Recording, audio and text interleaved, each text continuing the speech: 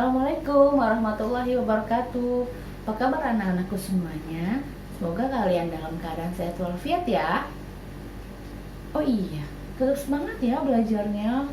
Walaupun kalian belajar secara virtual, tidak tatap muka, tapi semangat belajar kalian harus tetap tinggi, oke? Kali ini saya akan membahas satu materi. Materi ini sebenarnya sudah kalian dapat di SMP, tapi ada perbedaannya. Waktu di SMP, materi ini tuh masih dalam bentuk data tunggal. Nah, sekarang di SMA yang akan dibahas adalah pada data kelompok. Materi apa yuk? Nah, materi statistika ya. Statistika sendiri.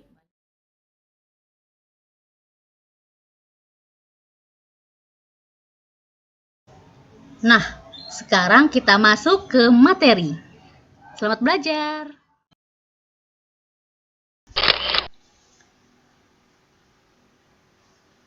Penyajian data kelompok statistika. Klik tab here untuk memulai pembelajaran. Oke, penyajian data kelompok. Penyajian data kelompok pada statistika ada tabel distribusi frekuensi, lalu ada histogram, poligon frekuensi, dan OGIF. Untuk pertama, saya akan membahas tentang tabel distribusi frekuensi. Oke, tabel distribusi frekuensi, kegunaannya apa sih? Nah, kegunaannya adalah untuk mempermudah kalian membaca data-data, apalagi kalau datanya ukuran besar, banyak frekuensinya. Dengan tabel distribusi frekuensi, kita lebih mudah dalam membaca data, dalam mengolah data. Berikut bagian-bagian tabel distribusi frekuensi. Oke, di bagian-bagian tabel distribusi frekuensi, kalian harus pahami dulu ini ya. Ada kelas, panjang kelas atau interval kelas, batas bawah dan batas atas kelas, tepi bawah dan tepi atas kelas, serta titik tengah kelas. Pahami dulu. Kelas adalah ya banyaknya kelas gitu loh, atau biasanya banyaknya baris ya dalam tabel distribusi frekuensi. Panjang kelas atau interval kelas yaitu jarak antara batas bawah data dengan batas atas data. Nah, batas bawah dan batas atas kelas apa sih? Batas bawah kelas adalah nilai yang terkecil dari suatu kelas tersebut, sedangkan batas atas kelas adalah nilai terbesar dari kelas tersebut. Tepi bawah dan tepi atas, batas bawah kelas dikurangi 0,5 dan tepi atas adalah batas atas kelas ditambah 0,5. Titik tengah kelas adalah setengah dari batas bawah kelas yang ditambah batas atas kelas. Nah, berikut ada contoh-contoh atau data-data ya. Ini data-data mentah nih. Ini adalah data usia penduduk. Nah, ini data cukup banyak ya. Jadi dengan tabel distribusi frekuensi kelompok, kita nanti akan lebih mudah membaca data-datanya. Sekarang kita akan membuat tabel distribusi frekuensi. Oke, ada beberapa tahapan yang harus kalian pahami. Yang pertama adalah menentukan jangkauan atau range atau nilai maksimal dikurang dengan nilai minimum di data-data tersebut. Kemudian menentukan banyak kelasnya, banyak kelas dengan rumus Targus yaitu 1 ditambah 3,3 log n. N di sini adalah total data keseluruhan. Lalu menentukan panjang kelas. Panjang kelas adalah jangkauan yang tadi yang di nomor 1 ini nih, jangkauan dibagi banyak kelas. Lalu kalian menentukan batas bawah kelas pertama. Biasanya ini adalah data dengan nilai terkecil. Kemudian kita akan menggunakan sistem turus untuk menentukan frekuensi.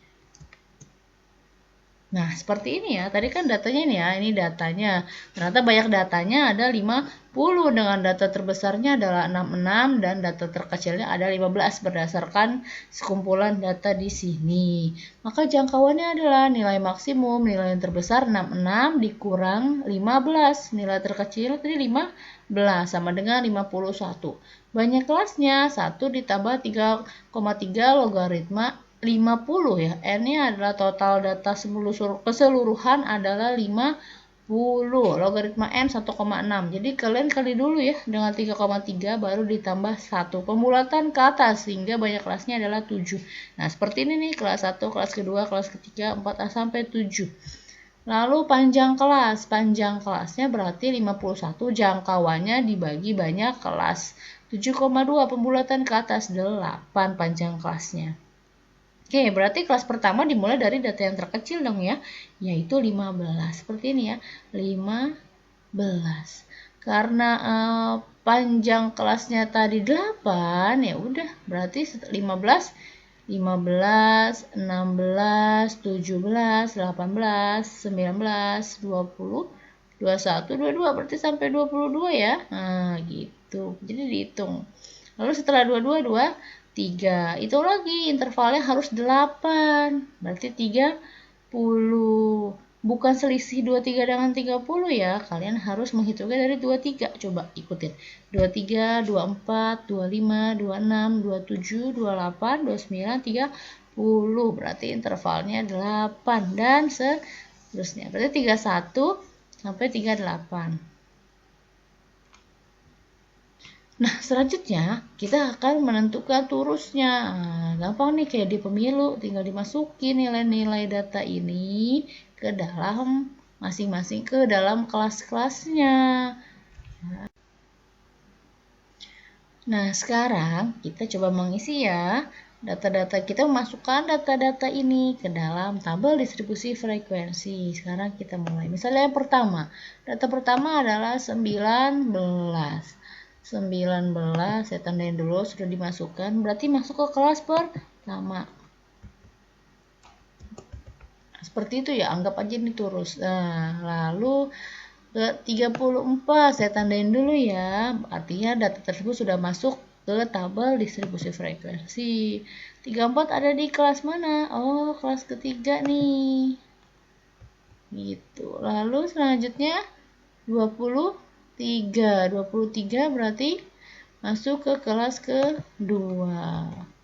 40 masuk ke kelas 4.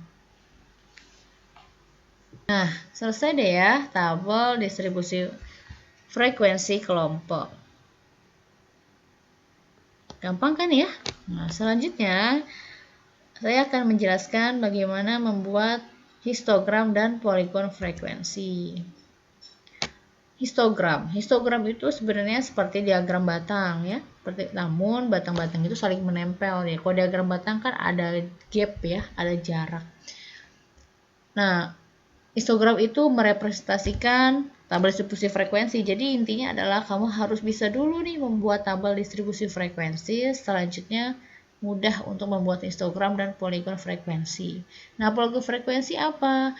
Kalau kamu sudah bisa bikin histogram, poligon frekuensi bisa sudah. Jadi di atas histogram itu dikasih titik-titik nantinya. Nah, poligon frekuensi seperti diagram garis ya, garis bentuknya seperti itu.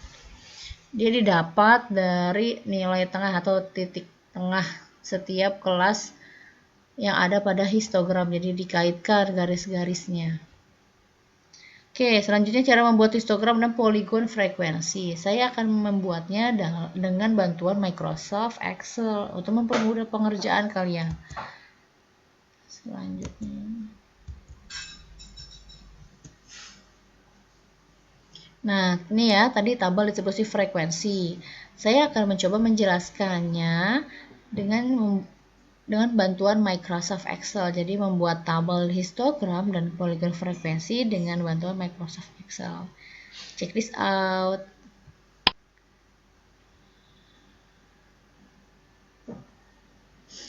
Nah,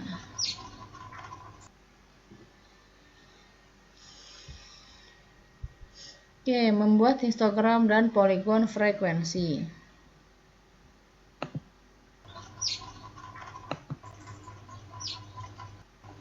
Oke, untuk membuat histogram dan poligon frekuensi gampang banget. Yang pertama kita tulis dulu, kita ketik nih data-datanya dan jangan lupa selipkan di atas data 00. Nanti saya jelasin ya kenapa harus ada 00 di atasnya. Oke, sekarang mulai. Sekarang kita blok semua datanya dari mulai yang 0 sampai kelas yang terakhir. Oke, ini kelas 1, kelas 2, kelas 3, kelas 4 sampai kelas terakhir. Lalu kita insert. Nah, lalu di sini ya kita insert column or bar chart. Kita pilih yang 2D column. Lihat di sini hasilnya sudah ada. Nah, namun ini bukan histogram. Ini adalah diagram batang. Oke, saya kasih nama dulu. Ini adalah diagram batang. Ya, ingat ya, histogram itu nempel. Dianya saling berdekatan. Terus gimana biar mereka saling berdekatan? Gampang banget. Klik gambarnya, klik gitu ya. Klik. Lalu kalian klik kanan, format data series. Nah, di sini kita 0, dibuat 0 nih gap width-nya. Lebar gapnya tuh kita buat 0. Nah, udah nempel sekarang ya. Lihat. Kalau ini gede tuh kecil, makin gede. Nah, kita buat 0% di sini. Oke. Lalu sekarang semua warnanya biru. Coba pengen berubah warnanya biar setiap kelas berbeda. Berarti kita pilih di sini di vary colors by point. Nah, udah kan setiap kelasnya beda, kelas 1, kelas 2, kelas 3, kelas 4, kelas 5, kelas 6, kelas 7. Sudah beda warnanya. Oke. Nah, tadi apa sih tujuan ada 00 di atasnya? Lihat di sini nih. Nah, biasa kan di histogram itu karena datanya di sini mulai dari 15, kelas pertamanya bukan dari 0. Nah, maka di sini harus dibuat suatu jarak gitu ya, dibuat suatu jarak. Nah, maka tadi saya akali dengan menambahkan 00 di atasnya. Tapi kalau datanya nanti dimulai dari 0, tidak perlu ada penambahan 00 di atasnya, oke? Nah, sekarang bagaimana di sini untuk menutupi 0-nya? Gampang banget. Sekarang kita buat insert, shape, and then, nah udah. Tutupin aja tuh dengan shape. Lalu kita ubah ini fill. White. Nah, ini lainnya juga kita buat jadi white. Nah, ini jadi deh histogram.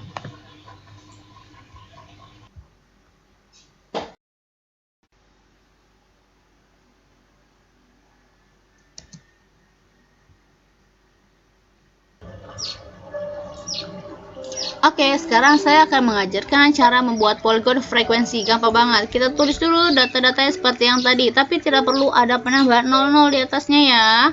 Oke, kita mulai. Sekarang kita blok. Ini data yang tadi ya, yang data yang di tabel itu kita blok. Lalu kita pilih insert. Oke, insert.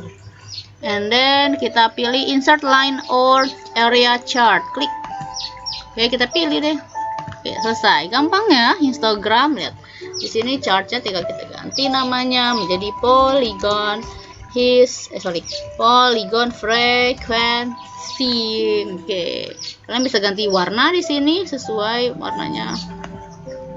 Seperti itu misalnya tinggal diklik aja ya. Oke, saya ulang lagi.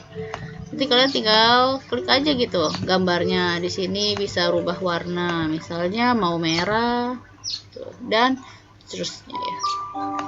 Oke, mau ditebelin boleh. Oke, seperti ini ya bikin polygon frekuensi, gampang banget. Sini juga ada macam-macam desainnya. Kamu mau seperti apa? Mau seperti ini tuh bisa. Tuh ya. Banyak macam ada di desain. Oke. Selesai deh.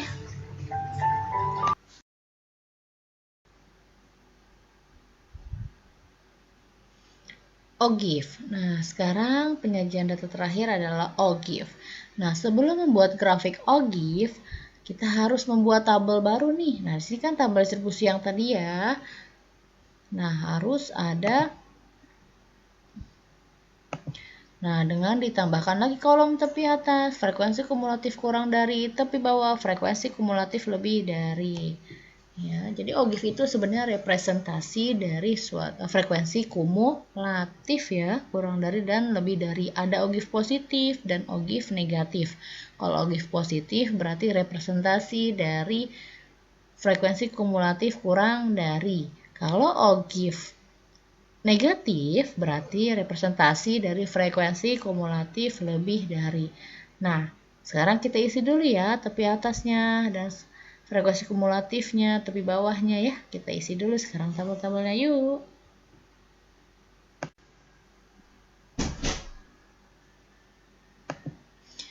Nah, sekarang kita isi dulu tepi atas. Tadi apa tepi atas? Tepi atas adalah data-data atau batas atas kelas ditambah setengah. Berarti 22,5 gitu ya.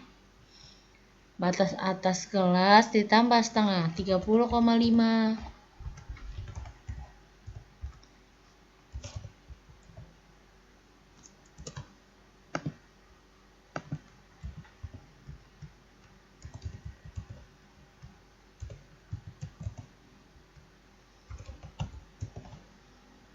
Kita isi dulu. Berarti tepi bawahnya batas bawah kelas dikurang setengah. Berarti 14,5. Sorry. Dia terus 22,5.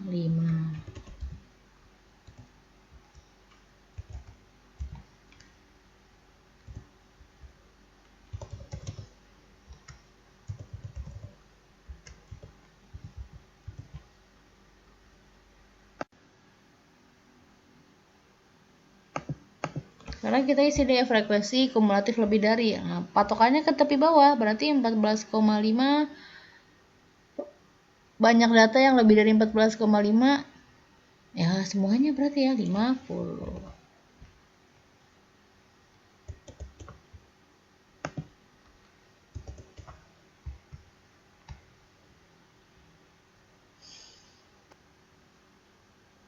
Nah, oke, selesai deh ya tabel OGIF. Jadi tabel inilah yang akan membantu kita untuk membuat grafik OGIF. Karena grafik OGIF berpatokan dengan frekuensi kumulatif kurang dari dan frekuensi kumulatif lebih dari. Jadi yang dipakai ini ya, tabel tepi atas ini yang dimanfaatkan. Tabel tepi atas frekuensi kumulatif kurang dari, tepi bawah dan frekuensi kumulatif lebih dari. Oke, sekarang saya akan menjelaskan bagaimana membuat grafik OGIF dengan bantuan Microsoft Excel. Check this out.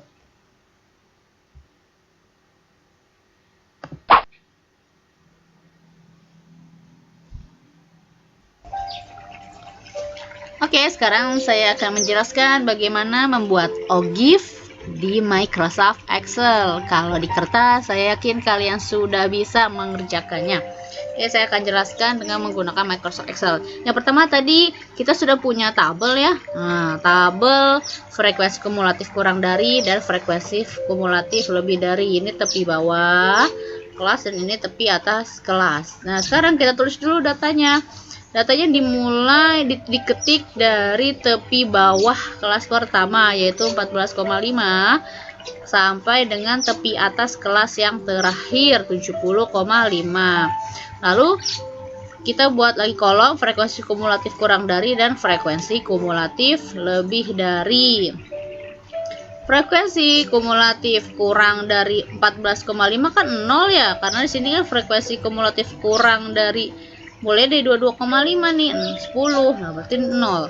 0 ya, frekuensi kurang dari 22,5 berarti ini 10. Nah, 20, 3, 20, 23, 41, 47, 49 sampai 50. Ini di sini tinggal kalian ketik nih ya. Tapi atasnya 0. Nah, kalau frekuensi kumulatif lebih dari berarti pakai kolom yang ini nih. 50, 40, 30, 27, 9, 3, 1. Di terakhirnya kita kasih 0. Oke, sekarang kita mulai ini. Oke. Datanya saya hapus dulu ya biar tidak mengganggu. Oke, sekarang kita buat. Pertama, kita insert, klik dulu insert. Nah, tidak perlu diblok dulu datanya. Klik insert, and then kita pilih insert line or area chart. Kita pilih yang 2D. Lihat di sini masih kosong ya, karena kan kita belum ngeblok datanya. Oke, sekarang kita pilih ke design. Di design ada select data. Klik. Lalu chart data range. Nah, ini untuk mengisi di legend and entries ini untuk mengisi apa namanya frekuensinya. Nah, berarti kita blok nih dari ini.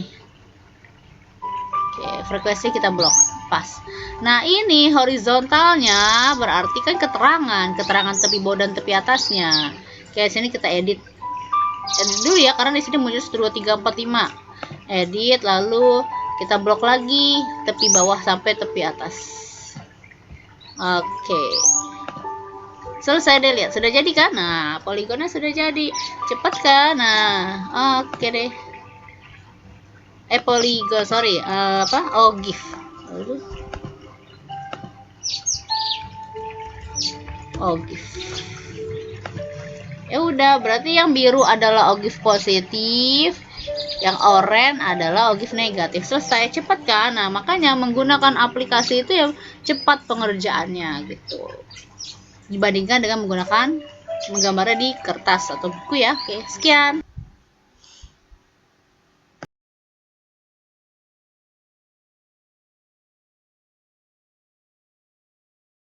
Nah, alhamdulillah selesai juga pembahasan materi penyajian data kelompok. Nah, untuk mengetahui sejauh mana pemahaman kalian, nah di sini saya kasih evaluasi pembelajaran. Nah, linknya ada di bawah ini ya, bisa kalian ketik atau kalian scan QR code-nya. Oke, materi selanjutnya yang akan dibahas adalah ukuran pemusatan data, yaitu mean, median, dan modus. Ya, sekian materi yang bisa saya berikan. Kita ketemu lagi di materi selanjutnya, yaitu ukuran pemusatan data kelompok. Wassalamualaikum warahmatullahi wabarakatuh. Semoga bermanfaat ya.